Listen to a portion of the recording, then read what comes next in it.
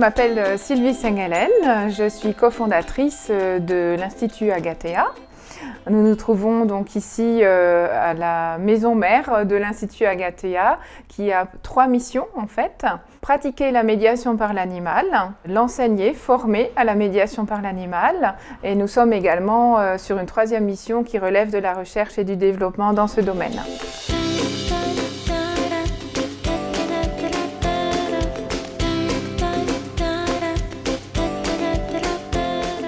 La médiation par l'animal est une approche non médicamenteuse qui a pour but de favoriser les interactions entre les humains et les animaux dans une optique d'accompagnement de la personne. Ce sont des publics la plupart du temps qui présentent une difficulté, qu'elle soit sociale, physique ou psychique, dans le but d'aller vers un mieux-être.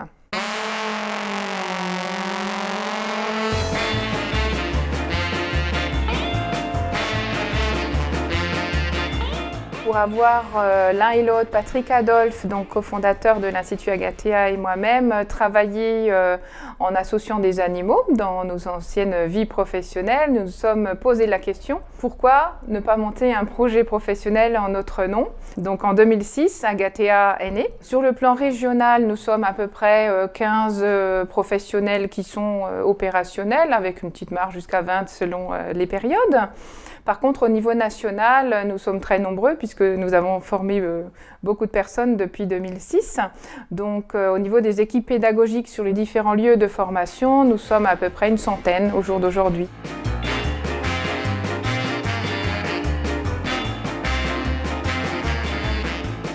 Les animaux intégrés dans les programmes de médiation par l'animal sont en général des animaux domestiques. Plus particulièrement sur Agathea, nous travaillons avec des rongeurs, donc les chinchillas, dont une petite espèce ici qui s'appelle Lila.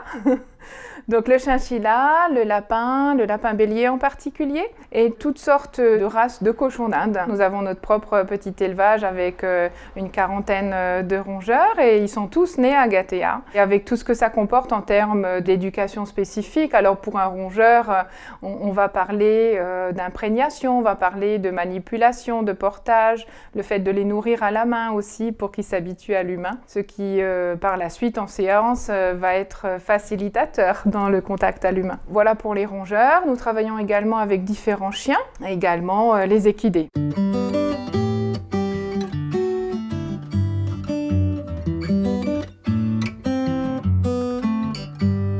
Nos séances concernent tous les âges de la vie. Pour les plus jeunes, nous travaillons en pouponnière. Pour les plus grands, nous travaillons en IME, donc des enfants qui présentent une difficulté psychique ou motrice. Nous travaillons avec des établissements qui accueillent des adultes présentant un handicap, quel qu'il soit, des personnes qui sont hospitalisées également.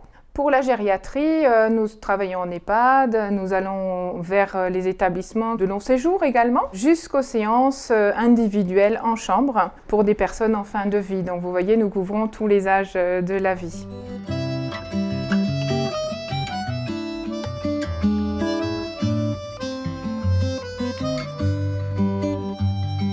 Ça fait quelques années que nous sommes en partenariat avec le CDRS de Colmar sur l'initiative d'une psychomotricienne qui était venue vers Agathea pour nous rencontrer, pour monter les premières séances de psychomotricité facilitée par l'animal.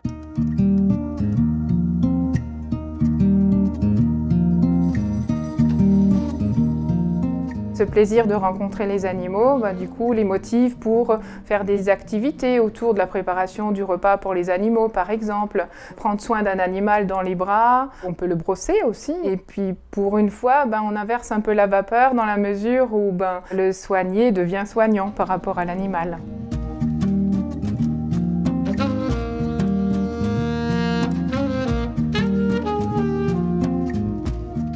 C'est dans le but aussi de sortir vraiment du contexte des soins et de les amener à vivre cet instant en fait, tout en oubliant la maladie. Et c'est là qu'on voit souvent qu'il y a des belles choses qui se passent. Une personne justement qui parlait très peu, qui était très enfermée, qui souriait quasiment pas et qui ressentait les soins comme une agressivité, donc le rapport avec la personne était compliqué. Et c'est vrai que sur une séance, elle s'est complètement ouverte. Elle a dit non, je ne veux pas venir. Et puis en fait, finalement, une fois qu'elle était là et qu'elle a eu l'approche avec les animaux, elle s'est détendue, elle m'a souri, elle a commencé à parler. Et là, c'était vraiment, c'était beau à voir, quoi.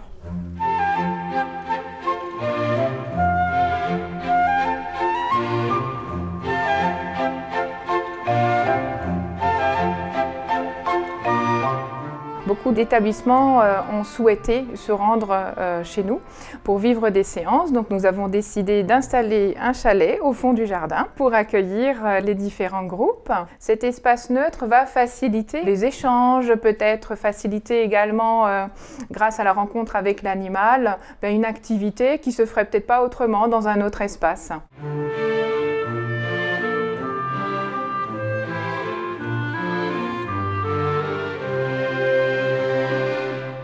Je suis Aurélie Baumelin, j'ai créé mon association il y a 2 ans suite à la formation effectuée à Agathea.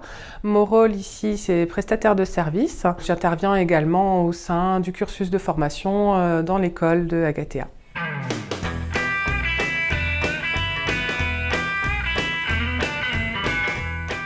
Donc j'interviens principalement avec mes 2 chiennes, donc la mère et la fille. Aujourd'hui, on accueille la Fondation des apprentis d'Auteuil de Colmar et on accueille un groupe de 3 enfants. Alors l'idée de ces séances, c'est de proposer un moment non seulement de bien-être, un moment de découverte aussi des différents animaux, de découverte de soi, en passant par des fois des dépassements de soi.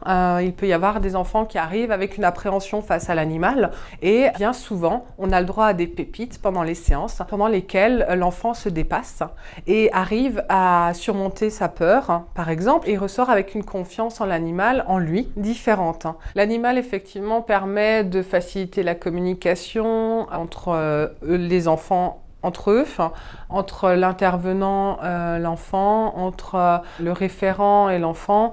Ça peut effectivement ouvrir la parole, permettre à l'enfant de transposer des situations qu'il vit au sein de la séance, dans ce qu'il vit à l'extérieur et, dans l'idéal, susciter une forme de résilience.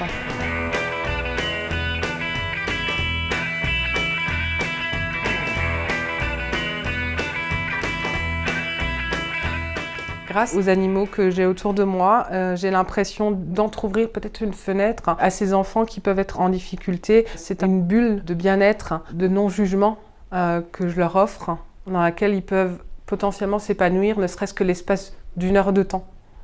Et pour moi, c'est le plus beau cadeau que je puisse vivre au quotidien.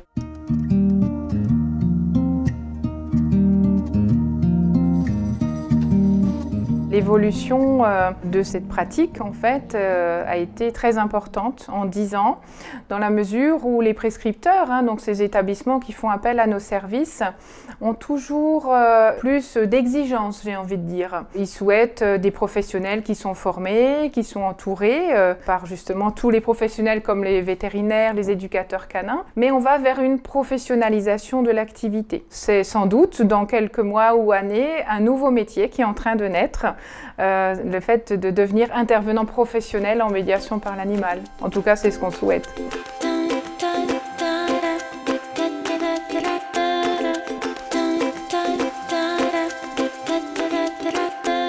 Notre sentiment, Patrick Adolphe et moi-même, c'est vrai qu'un jour, on a eu l'idée, on s'est lancé, on ne l'a jamais regretté.